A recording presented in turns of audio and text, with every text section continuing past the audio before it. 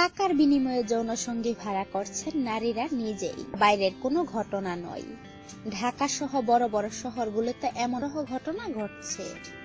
এবার মূল কথায় আসা যাক, কোন শ্রেণীর নারীরা ছেলেদের টাকার বিনিময়ে নিচ্ছে?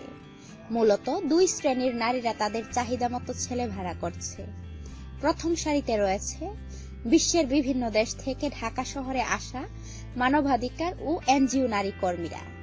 এই শ্রেণীর বিদেশি নারীরা বাংলাদেশে আসার পর তাদের নিজেদের জৈবিক চাহিদা মেটানোর জন্য ছেলেদের ভাড়া করে থাকে। আর দ্বিতীয় তালিকায় আছে বাংলাদেশের অভিজাত সমাজের নারীরা। কেউ বা ব্যবসায়ীর স্ত্রী, কেউ আছেন মধ্যবয়সী বিধবা। এই তালিকায় আরো আছে সমাজের উচ্চবিত্ত বিগড়ে যাওয়া তরুণীরা। মূলত বাংলাদেশী এই সমস্ত নারীরা বিভিন্ন উপায়ে মাঠুক অথবা দিন চুক্তিতে সঙ্গী ভাড়া করছে। মাঠ পর্যায়ে রাত 1টা গুলশান নাভানা টাওয়ার থেকে একটু পশ্চিমে রাস্তার দুই দিকে কিছু তরুণ দাঁড়িয়ে আছে। লক্ষ্য একটাই, কোনো নারী চলন্ত প্রাইভেট কার থেকে নেমে যদি ভাড়া করে নিয়ে যায় তাদের।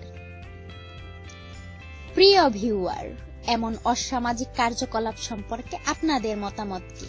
কমেন্টে জানান আমাদেরকে। সেই সাথে একটি লাইক দিতে ও শেয়ার করতে একদমই ভুলবেন না।